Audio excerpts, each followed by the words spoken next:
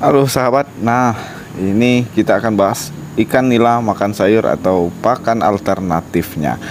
Barusan saya melihat ini ikan nila saya ini lahap sekali, makan daun dari pagi, sudah dikasih sayur, terus dikasih lagi pelet, terus sayur juga habis. Saya masuk lagi ke kolam, habis lagi, dan ini saya kasih lagi. Penasaran, saya coba intip ikan nila dalam berapa waktu dia menghabiskan. Padahal ini baru saya berikan 5 lembar. Nah ini habis lagi. Yuk kita intip bagaimana lahapnya ikan nila menghabisi daun singkong yang ada di kolam.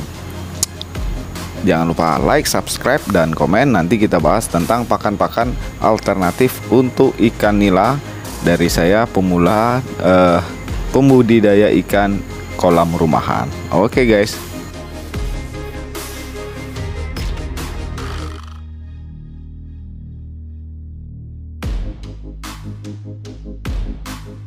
Pertama kita bahas dulu daun singkong yang kebetulan ada di kolam ini dan ikan sedang melahapnya. Bahwa daun singkong ini merupakan sumber daya hayati yang mengandung nutrisi cukup tinggi, yaitu bahan kering 23,36%, protein kasar 29%, serat kasar 19,6%, lemak 9,41%, dan bahan ekstra tanpa nitrogen BN 34,8% dan abu 8,83%. Nah itu kandungan untuk daun singkong. Ini saya berikan lebih banyak karena memang pasokannya lebih banyak. Selanjutnya ikan nila saya, ini nila merah red prima, saya berikan azola. Nah azola ini mengandung protein yang cukup baik, yaitu mencapai 33%. Nah selain itu azola ini bisa tumbuh 30% per hari, cukup tinggi dari 3 tanaman paku yang tanaman air ya, yang cepat tumbuh dengan kaya protein. Nah itu saya letakkan di keramba apung saya, cuman karena perubahan cuaca jadi kondisinya tidak baik, tapi ini sedang dalam perbaikan. Mudah-mudahan dalam seminggu 2 minggu lagi cepat padat lagi. Nah pakan ketiga bagi pembudidaya ikan nila atau juga gurame ini sepertinya bahwa itu adalah daun talas. Ini yang paling banyak, paling gampang, dan bisa menghemat pengeluaran. Terutama bagi pemula, ini siapkan, tanam saja, gampang kok. Nah ini saya berikan daun talas tapi tidak tiap hari. Saya seling-seling dengan daun singkong dan daun pepaya. Nah sebelum pakan yang keempat kita lihat kondisi kolam sudah habis, tapi ini di pojokan masih ada 2 lembar lagi. Itu masih ada, itu lagi rebutan. Ikan nila di kolam saya ini adalah nila merah dan nila hitam. Keduanya sangat rakus, tapi yang hitam nih masih kondisi yang kecil-kecil.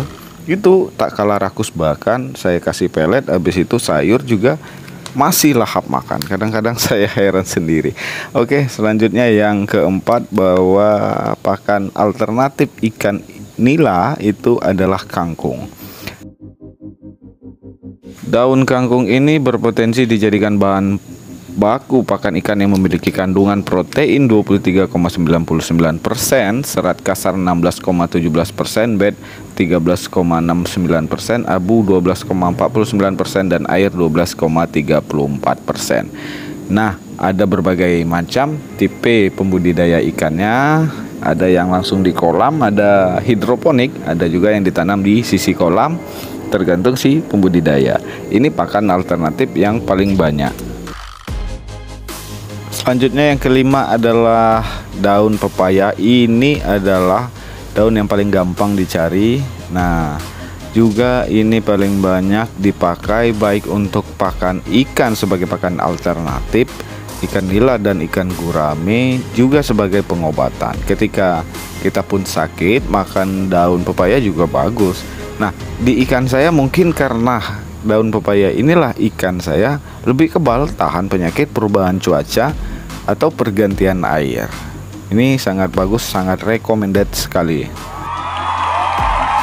Nah bagi pembudidaya pemula, pakan alternatif yang ketujuh ini ya ini lumut. Ini paling gampang juga, bisa dari dasar kolam sendiri, bisa juga dicari dekat genangan air atau yang tidak terkena matahari.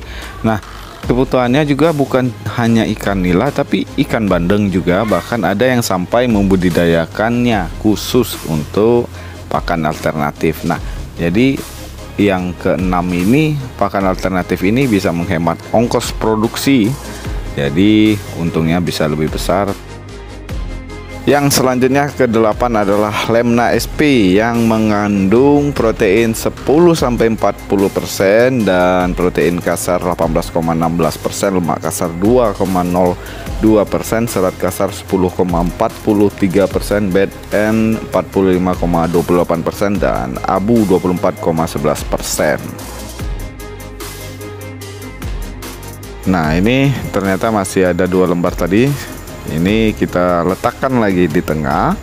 Kita lihat berapa lama ikan menghabiskannya. Jadi kelebihan daripada budidaya ikan nila ini, dia lahap memakan daun-daunan atau sayur-sayuran.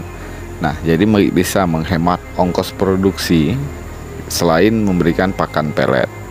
Nah, itu mulai dilahap lagi. Selanjutnya yang ke-9 adalah Wolffia. Ini adalah tanaman bunga yang paling kecil di dunia. Ini lebih super pertumbuhannya daripada Azolla tadi dan Lemna SP. Yuk kita cek dulu. Kandungan protein yang lebih tinggi daripada Azolla maupun Lemna SP, juga pertumbuhannya sangat pesat daripada keduanya. Nah, selain itu Wolffia ini sangat dibutuhkan untuk menghambat pertumbuhan alga di dalam kolam, yang alga ini membutuhkan sinar matahari. Si Wolffia ini akan menutupinya. Jadi sangat dibutuhkan sekali menjaga ekosistem dan kualitas air. Nah, tapi kembali kepada si pembudidaya. Oke guys, itulah tadi ada 9 daripada pakan alternatif untuk ikan nila. Ada porsinya 2 pelet sekali sayuran atau 3 kali sehari dengan sayur-sayuran tadi sebagai cemilan. Tapi yang jelas dalam budidaya ikan nila dalam skala apapun, yang diutamakan adalah pelet. Sayur-sayuran tadi itu adalah cemilan sebagai tambahan, dan saya telah membuktikan dalam beberapa periode panen ikan nila saya, itu memang dengan tambahan pakan alternatif itu tadi pertumbuhannya sangat pesat memang, dan ukurannya jauh lebih besar. Ini lihat, ikan saya sedang berebutan makan. Jadi jangan lupa dengan pelet sebagai konsumsi utama daripada ikan. Memang ikan tidak akan mati kalau budidaya ikan nila jika tidak diberi pelet dalam beberapa waktu tertentu. Tapi pertumbuhannya memang lambat jika diberikan hanya sayur-sayuran. Makanya dengan kandungan pelet ini tadi, dia dilengkapin dengan kebutuhan pada si ikan. Dan belakangan memang ada perkembangan untuk membudidayakan ikan ini dengan salah satu pakan ini yang tengah tren dan mampu menghemat pakan ikan dan produksi ini. Nah, pakan alternatif itu yang selain pelet, yang setara bisa dibilang karena mengandung protein yang tinggi adalah maggot. Maggot mengandung protein 40% dan saya pernah mencoba membudidayakannya di beberapa video saya lalu. Dan ini sangat tren, sangat menghemat ongkos produksi, tapi polanya mungkin dibagi pelet, maggot, dan sayur.